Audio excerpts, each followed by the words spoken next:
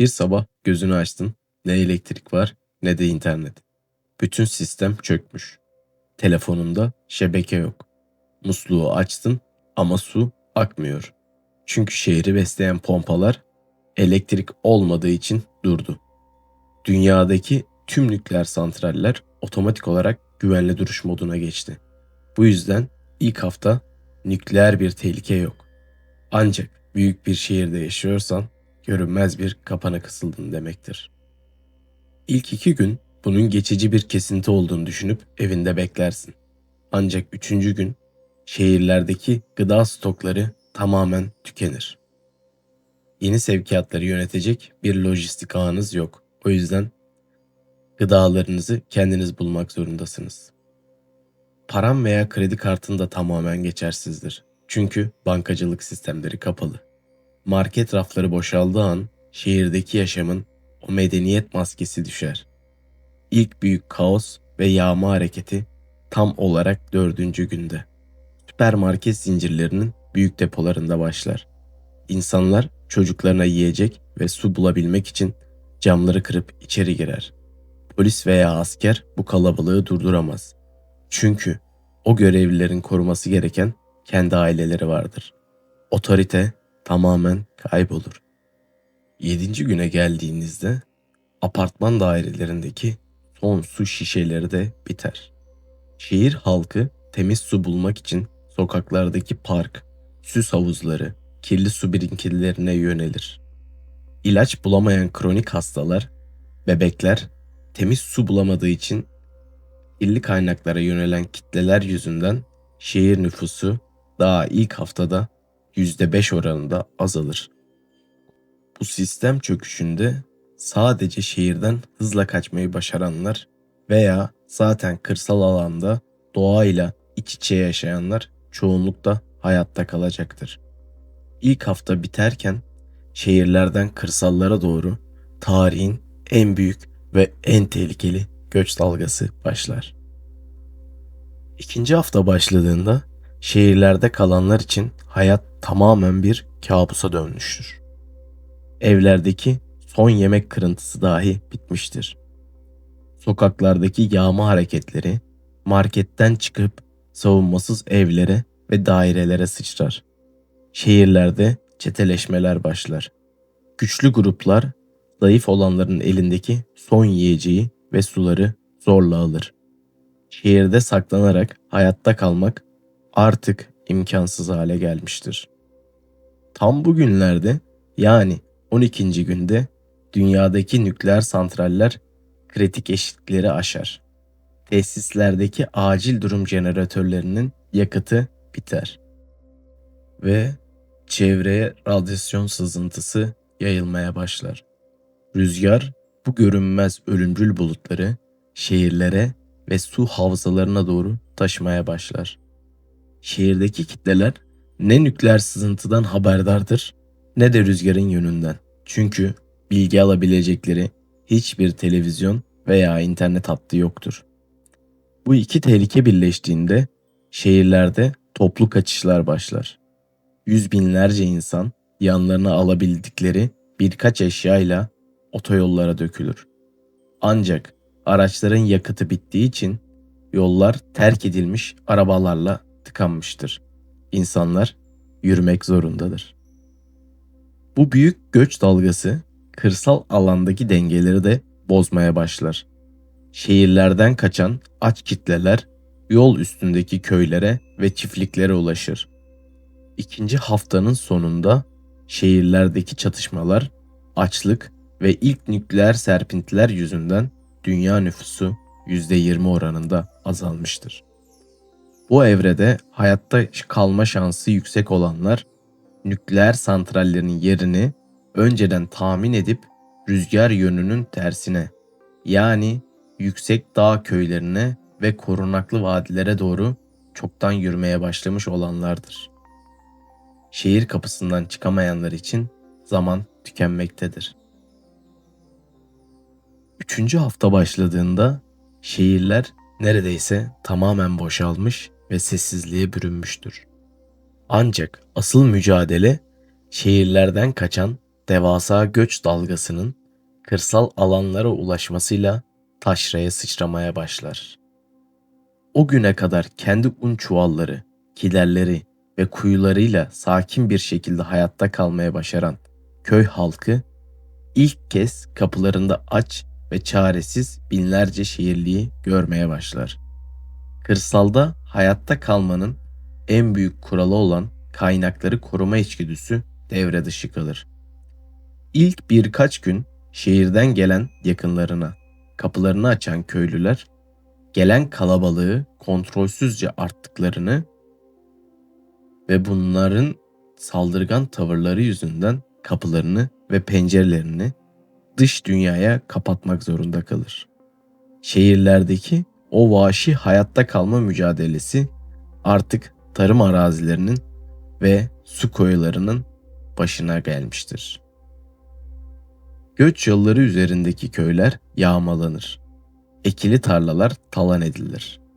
Kırsalda şanslı olanlar sadece ana yollardan uzak, coğrafi olarak dik yamaçların arkasına saklanmış dağ köyleridir. Aynı zamanda nükleer santralden yayılan radyasyonlar geniş bir alana yayılmıştır. Şehirlerin su kaynakları ve açık barajları tamamen kirlenmiştir. Bilgi akışı olmadığı için bu kirli sulardan içmeye devam eden kitleler tifo, kolera gibi eski çağ salgınlarıyla çok büyük bir şekilde ölümcül patlak verirler. Salgınları engellemek için ne bir ilaç vardır ne de hastaneler çalışmaktadır. Basit bir ishal veya enfeksiyon birkaç gün içinde bir yetişkini öldürebilecek seviyeye ulaşır. 3. haftanın sonunda salgın hastalıklar, kırsaldaki kaynak çatışmaları ve benzeri nedenlerle dünya nüfusu %35 oranında azalmıştır. Bu evrede hayatta kalmak için bulunması gereken en kritik yerler açık akarsular yerine yeraltı kaynak sularına sahip olan bölgelerdir. Şanslı olanlar yanlarında temiz tohumlar ve su arıtma yöntemlerini bulunduran, kalabalıktan tamamen uzaklaşmayı başarmış küçük gruplardır. 4. hafta başladığında sistemin çöküşünün üzerinden tam bir ay geçmiştir. Bu süre zarfında devlet mekanizmaları tamamen dağılmıştır. Artık ne bir kanun ne bir ceza sistemi vardır. Dünyadaki tek kural o an elinde bulundurduğun gücü koruyabilmektir. Küresel nüfus %50 oranında azalmıştır. İnsanlık tarihinin en büyük kitlesel elenmesi bir ay içerisinde gerçekleşmiştir. Bu evrede şehirler artık tamamen bitmiş, devasa birer beton mezarlığına dönüşmüştür. Şehirlerde kalan az sayıda insan, binaların bodrum katlarında saklanan veya çeteleşerek birbirlerini avlayan tehlikeli gruplardır. Kırsalda ise hayatta kalma mücadelesi yeni bir evreye geçer. Şehirlerden kaçıp kırsala sağ salim ulaşabilen şanslı kitleler, halk arasında ilk geçici ateşkesler başlar. İnsanlar tek başlarına yaşayamayacaklarını anladıkları için akrabalık, komşuluk veya ortak çıkar ilişkilerine dayalı ilk silahlı klanları kurmaya başlar. Bu dönemde hayatta kalmak için bulunması gereken yerler demir yollarından en az 20-30 kilometre uzaktaki iç vadilerdir. Yağmacı gruplar genellikle ulaşımı kolay olan düzlüklerdeki köyleri hedef aldığı için dik yamaçlı tek girişi olan savunması kolay köyler en güvenli sığınaklardır. Gidilen bu yerlerde ilk aranması gereken şey elektrik gerektirmeyen eski tip el pompasılarıdır. Su kuyuları veya kapalı depolardaki eski tarım aletleridir. Şanslı olanlar yanlarına sadece yiyecek değil, avcılık, temel tıp, marangozluk ve benzeri zanaat bilgisi olan insanları bulunduran klanlardır. Çünkü artık eski dünyaya ait hiçbir tüketim malzemesi yenilemeyecektir. Hayatta kalmak, sıfırdan üretmeyi öğrenmek anlamına gelmektedir. 5. hafta başladığında mevsimsel şartlar ve doğanın sert yüzü kendisini hissettirmeye başlar. Modern dünyada evleri ısıtan doğal gaz hatları, elektrikli ısıtıcılar tamamen tarihi olmuştur. Hayatta kalan topluluklar için en büyük yeni tehdit, yaklaşan soğuklar ve donma tehlikesidir. Dünya nüfusu bu haftaya girildiğinde %55 oranında azalmıştır. Bu evrede en büyük kırılma tıp ve sağlık alanında yaşanır. Eczaneler geçen bir ay içerisinde tamamen yağmalanmış veya bozulmuştur. Astım, tansiyon, şeker gibi kronik hastalıkları olan insanlar için ilaçlar tamamen tükenmiştir. Basit bir soğuk algınlığı küçük bir kesit, antibiyotik eksikliğinden dolayı birkaç gün içinde kan zehirlenmesine ve ölüme yol açar. İnsanlık tıp bilgisinin ilaç fabrikaları olmadan ne kadar çaresiz kaldığını bu hafta çok daha net anlar. Bulundukları bölgelerdeki eski koca karı ilaçlarını, şifalı bitkileri ve doğal dezenfektanları nasıl kullanacağını bilen yaşlılara veya kabile hekimlerine sahip olan topluluklar şanslı olanlardır.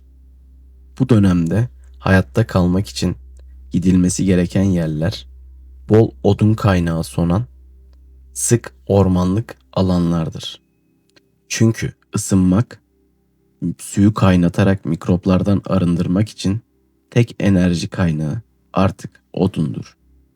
Klanlar bu hafta orman kenarlarındaki o eski dağ evlerini kalıcı kış kamplarına dönüştürmeye başlar. Aranıp bulunması gereken en kritik malzemeler eski tip odun sobalarıdır. Balta, testere gibi aletler, kalın yün battaniyeler, kışın avlanmayı sağlayacak tuzak telleri olmazsa olmazlardır. 6. hafta başladığında insanlığın psikolojik direnci en büyük darbeyi alır. Mutlak bilgi karanlığı. Artık eski dünyaya dair hiçbir telsiz yayını, hiçbir başka ülkeden gelen sinyal yoktur. Hayatta kalanlar dünyanın geri kalanından sadece kendilerinin kaldığını düşünmeye başlar. Bu yalnızlık hissi toplulukları daha da hırçınlaştırır. Dünya nüfusu bu hafta %60 oranında azalmıştır.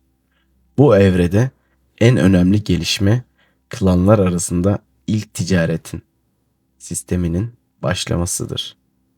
İnsanlar ellerindeki kağıt paraların hiçbir işe yaramadığını tamamen kabul etmiştir. Değer ölçüsü tamamen değişmiştir. Av etini, su kenarlarında başka bir temiz suyu, eski tip tuz karşılığında takas etmeye başlarlar. Tuz yiyecekleri uzun süre saklayabilmek için en değerli maden haline gelmiştir. Sadece silah gücü olanlar değil, topluluklarla bağ kurabilen, güvenilir, sakin liderlere sahip klanlar en şanslı olanlardır. Bu dönemde hayatta kalmak için kurulması gereken yerler, göz önünde olmayan, savunması kolay tepelerdir. Aranıp bulunması gereken en kritik malzemeler ise yiyecekleri kışa saklamak için gereken tuz, çakmak taşları, magnezyum çubuklarıdır.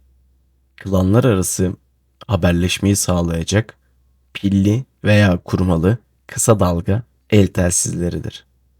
İletişimi ve ticareti başlatan topluluklar yaklaşan çetin kış şartlarında hayatta kalma şansını ikiye katlayacaktır. 7. hafta başladığında beklenen çetin kış kapıya dayanır. Sıcaklıklar aniden düşer. Yollar ve su kaynakları donmaya başlar. Rüzgara açık alanlarda kalan binlerce insan donarak hayatını kaybeder. Kış hastalıkları nedeniyle dünya nüfusu %65 oranında azalmıştır. Bu evrede en büyük kriz güvenlik ve silahlar alanında patlak verir. Geçen haftalarda yağmacılara veya vahşi hayvanlara karşı kontrolsüzce harcanan ateşli silah mermileri artık tükenme noktasına gelmiştir. Dünyadaki hiçbir fabrika mermi üretemediği için elindeki her bir kovan altın değerindedir. Silahı olan ama mermisi biten çeteler askeri üstünlüklerini kaybetmeye başlar. Güç dengesi yeniden kurulur. Savunmalarını sadece modern silahlara bağlamayan ve sürdürülebilir ilkel teknolojilere erken geçiş yapan topluluklar şanslıdır. Bu dönemde hayatta kalmak için bulunması gereken yerler, dondurucu rüzgarı kesen eski yapılar, korunaklı ağırlar veyahut derin mağara ağızlarıdır. Aranıp bulunması gereken en kritik malzeme ise yay yapımına uygun, esnek, kızıl ağaç dalları. Ok ucu yapmak için de burada demir parçaları. Hayvanları sessizce yakalayacak çelik tuzak telleri veyahut donmayı önleyecek hayvan kürkleridir. Artık mermisi biten modern silahların yerini insanlığın binlerce yıl önce kullandığı ok, yay ve mızraklar almaya başlamıştır. 8. hafta başladığında kışın en sert günleri yaşanmaktadır. Toprağın donmasıyla birlikte doğadan taze yiyecek veya bitki toplama şansı tamamen sıfırlanmıştır. Klanların ilk haftalarda yağmaladığı konserveler, kuru gıda stokları artık tabana vurmuştur. İnsanlık avlayabildiği az sayıda yabani hayvan ve elindeki son un çuvallarıyla hayatta kalmaya çalışmaktadır. Açlık soğukla birleştiğinde vücut direncini tamamen yok eder. Dünya nüfusu %70 oranında azalmıştır. Bu evredeki en stratejik sistem bahar ayları için tohum bulma savaşına dönüşür. Eski dünyadaki süpermarketler çoğu işlenmiş veya kısırdır. Toprağa ekildiğinde yeniden ürün vermez. Bu durum sürdürülebilir tarım için yerli ve hibrit olmayan ata tohumlarının dünyadaki en değerli hazine haline getirir. Elinde tohumu olmayan topluluklar gelecekte açlıktan öleceklerini bildikleri için tohum depolarına, eski köylere ve tarım enstitülerine karşı saldırılar başlatır. Şanslı olanlar sadece bugünü değil, birkaç ay sonrasında düşünerek eski köylülerin sakladığı ata tohumlarını koruma altına almış olan klanlardır. Bu dönemde hayatta kalmak, geleceği kurmak için bulunması gereken yerler. Bahar geldiğinde ilk çözülecek olan güney cepheli verimli vadi tabanları olan akarsu yataklarıdır. Aranıp bulunması gereken en kritik malzeme ise radyasyondan ve donmaktan korunmuş buğday, arpa ve benzeri bakliyat tohumlarıdır. Ve toprağı el yordamıyla işlemek için saban yapımında kullanılacak hurda demirler, kış bitene kadar hayvanları hayatta tutacak balyalardır. Geleceği görebilen klanlar silah depolarını değil, tohum ambarlarını takip etmeye başlamıştır. 9. hafta başladığında dondurucu kış yerini ilk sıcaklara bırakır. Karlar erimeye, donan akarsular yeniden akmaya başlar. Ancak bu uyanış beraberinde yeni bir felaketi getirir.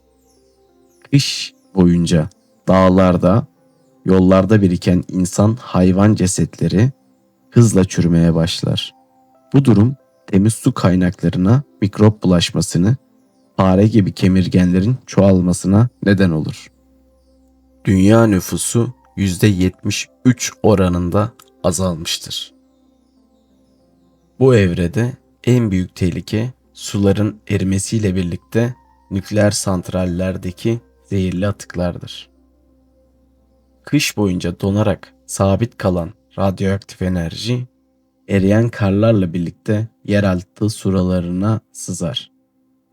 Bilgi akışı olmadığı için nehirden su içen veya bu sularla hayvanlarını sulayan kılanlar aniden zehirlenmeye başlar. Eriyen kar sularını veya nehirleri doğrudan kullanmak yerine derin yeraltı su kuyularına sahip olanlar, suları kaynatmadan asla tüketmeyen toplumlar en bilinçli olanlardır. Bu dönemde hayatta kalmak için bulunulması gereken yerler, nükleer tesislerin uzağında yüksek rakımlı kaynak gözleridir. Su, dağdan ilk çıktığı noktada yakalanmalıdır. Aranıp bulunması gereken en kritik malzemeler ise suyu filtrelemek için kullanılan temiz mangal kömürü, kum filtresi düzenekleridir. Çürüyen dokulardan bulaşacak salgın hastalıklara karşı kireç çuvalları, toprağa ekime hazırlamak için ise el tırmaklığı veya kazmalardır. Doğa uyanmaktadır ama temiz kalmayı başaranlar dışarıdakiler için bu uyanış ölümcüldür. 10. hafta başladığında havalar tamamen yumuşamış ve toprak ekim yapılacak kıvama gelmiştir. Hayatta kalan topluluklar için bu hafta gelecekte açlıktan ölmemenin tek çaresi olan ilk ekim haftasıdır. İnsanlar ellerindeki son tohumları toprakla buluşturmak zorundadır. Ancak bu durum klanlar arasındaki kalıcı toprak sınırlarının çizilmesine ve yeni çatışmaların doğmasına neden olur. Dünya nüfusu bu hafta %75 oranında azalmıştır. Bu evrede en büyük mücadele ekilebilir temiz tarım arazileri üzerinde olur. 1. ayda kurulan o ilk klanlar artık kendi tarım alanlarını ilan etmiş, ilkel barikatlarla çevirmeye başlamıştır. Başka klanların veya göçebe yağmacıların bu tarlaya yaklaşması durumunda doğrudan savaş başlatılır. Dünyanın yeni sınırları artık devlet haritalarına göre değil, işlenebilir, verimli arazilere göredir. Şanslı olanlar sadece toprağa ekenler değil, ekilen tarlayı gece gündüz koruyabilecek askeri organizasyona ve nöbet sistemine sahip olan klanlardır. Bu dönemde hayatta kalmak, yerleşmek için seçilmesi gereken yerler, etrafı doğal kayalıklarla veya akarsularla çevrili, dışarıdan sızılması zor olan korunaklı vadi içleridir. Aranıp bulunması gereken en kritik malzeme ise şunlardır. Tarlaların etrafını çevirmek için eski dikenli teller, ekilen mahsul sulamak için nehirlerden el yordamıyla çekilecek ilkel ahşaplar, metal su arkı malzemeleri ve temiz doğal hayvan gübreleridir. İnsanlık avcı toplayıcı kaostan çıkıp yerleşik tarım toplumuna resmi olarak geri dönmüştü. 11. hafta başladığında ekilen ilk tohumlar toprak altında filizlenirken klanların hayatı sürdürülebilir kılmak için sanayi sonrası döneme geçiş başlar. Modern dünyadan kalan hazır konserve kutuları neredeyse üzerinden 3 ay geçtiği için yıpranmış veya tükenmiştir. İnsanlık artık tüketen değil, sıfırdan üreten bir canlı olmak zorundadır. Dünya nüfusu %70 oranında azalmıştır. Şanslı olan topluluklar eski usul demircilik, marangoz ve zanaatları bilen klanlardır. Demir dövmek için yüksek ateş ise tonlarca odun kömürü gerektirir. Bu yüzden teknoloji kalelerini kaybeden insanlık hayatta kalmak için kas gücüne ve örs sesine geri dönmüştü. 12. hafta başladığında sistemin çöküşünün üzerinden tam 3 ay geçmiştir. Bu 90 günlük süre insanlık tarihinin en büyük elenmesi olmuştur. İlk haftalardaki büyük şok Şehirlerdeki yağmalar, nükleer santraller, salgın hastalıklar nüfusun %80 oranında azalmasına yol açmıştır. Hayatta kalan %20'lik kesim ise artık modern dünyanın konforundan tamamen arınmış, doğanın sert kanunlarına uyum sağlamış yeni bir insan türüdür. Bu son faza girildiğinde eski dünyaya dair hiçbir geri dönüş umudu kalmadığı herkes tarafından tamamen kabul edilir. Bilgisayarlar, fabrikalar, merkezi hükümetler artık geri gelmeyecektir. Eski dünya resmi olarak kapanmıştır. Ancak bu mutlak çöküş içinde insanlık küllerinden yeniden doğmaya başlar. İlkel, ortak hukuk kuralları, takas pazarları kalıcı hale getirilmiştir. Bu yeni çağın başlangıcında şanslı ve kalıcı olanlar sadece bugünü kurtaranlar değil, geçmişin tıp, matematik, tarım ve benzeri birçok ilminde ustalaşıp onları kaydedip yeni nesillere aktarmayı başaran topluluklardır. İnsanlık teknolojinin kibrini elleriyle yıkmış ve doğanın dengesini yeniden boyun eğmiştir. Hayatta kalmak için bulunması gereken son yerler radyasyondan tamamen uzak, demir ocağı, savunması üzerine oturtulmuş kapalı ekosistem köylerdir. En değerli varlık ise sağlıklı bir at, işleyen su değirmeni, temiz bir toprak parçası. Medeniyet bitmiş, sistem çökmüş. Ama insanlık kendi kıyametinin ardından tarih öncesi döneme geri dönerek yeni bir sayfa açmıştır. Tarihin sıfır noktasına geri dönmüştür. Sistem çöktüğünde hayatta kalma el kitapçı. Sistem çöktüğünde ilk 48 saat içinde vereceğin kararlar hayatta kalıp kalmayacağını belirler dostum. Bu kitapçık bulunduğun yere göre atman gerekli en kritik adımları ve yanına alman gerekenleri içerir. Birinci kısım. Eğer şehirdeysen şehirler elektrik kesildiğinden birkaç gün içinde birer kapana dönüşür. Amacın en kısa sürede ve en az dikkat çekerek oradan uzaklaşmak olmalı. İlk 24 saat içerisinde yapılması gerekenler. 1. Suyu stokla. Musluklar tamamen durmadan önce evdeki tüm kapları, tencereleri, küveti suyla doldur. 2. Bilgi topla. Eğer çalışıyorsa pilli bir radyo veya telsizle dış dünyadan bilgi almaya çalış. Telefon şebekelerini zorlayarak bataryanı tüketme. 3. Gözlerden uzak dur. Sokaktaki ilk panik ve yağma hareketlerine kesinlikle katılma.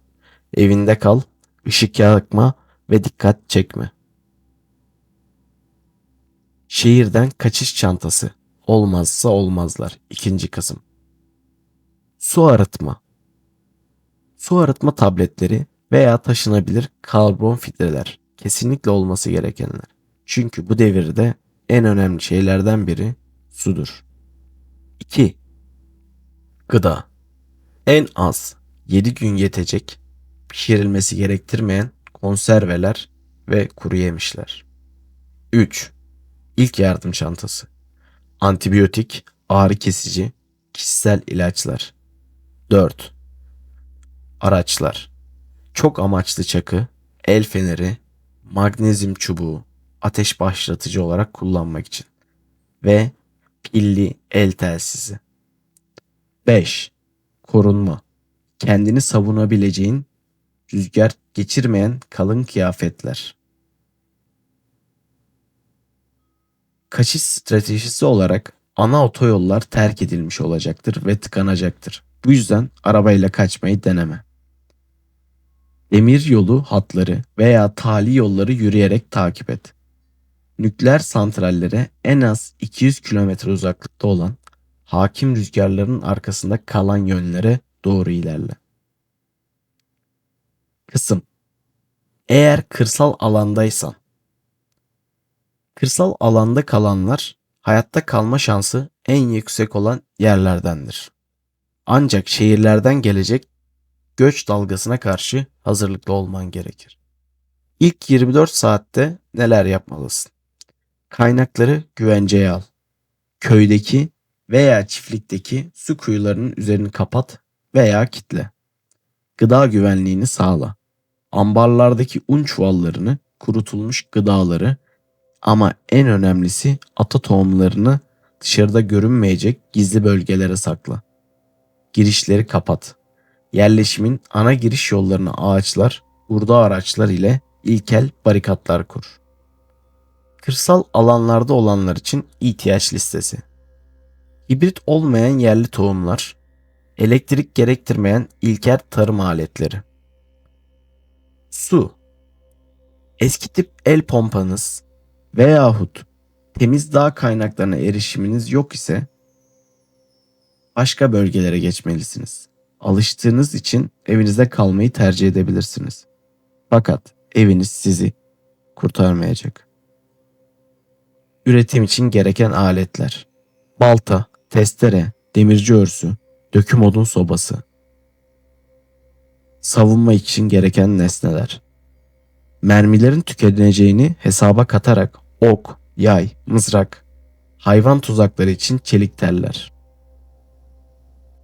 Ve şunu asla unutma: tek başına hayatta kalamazsın. Güvendiğin komşuların, akrabalarınla birleş ve ilk silahlı köy klanını kur. 24 saatlik nöbet sistemine geç. Şehirlerden gelen aç kitleler elindeki gıdayı görmesin. Yardımlaşmayı sadece topluluğun güvenini tehlikeye atmayacak şekilde yap. Nehir sularını, açık barajları nükleer sızıntı ihtimaline karşı kaynatmadan veya kömür filtresinden geçirmeden kesinlikle kullanma. Tüm bu anlattıklarımız zihninin sınırlarını zorlayan karanlık birer senaryodan ibaret. Gerçek dünyaya dönme zamanı geldi. Böyle bir sistem çöküşünün yaşanma ihtimali modern dünyanın gelişmiş yedekleme sistemleri, askeri protokoller ve uluslararası güvenlik ağları sayesinde yok denecek kadar düşüktür. Bugün küresel internet tek bir merkezden değil, dünyanın dört bir yanına yayılmış binlerce bağımsız sunucu ve nükleer sığınak tarafından korunan sistemler tarafından ayakta tutuluyor. Yani bir taraf çökse bile diğer taraf saniyeler içinde devreye giriyor. Modern medeniyet düşündüğümüzden çok daha güçlü. Zihnindeki tüm o karmaşayı yavaşça serbest bırak. Güvendesin. Odan sakin. Telefonunun şebekesi çekiyor. Musluğundan su akıyor. İnsanlık binlerce yıllık tecrübesiyle bu güvenli kaleyi korumayı sürdürecek. Şimdi gözlerini yavaşça kapat. Modern dünyanın tüm o güvenli seslerinin seni sarmasına izin ver. Zihnini mutlak sessizliğe teslim et. Zaman durdu. Dünya güvende. İyi uykular uyku arkadaşım. Gelecek, güzel gelecek.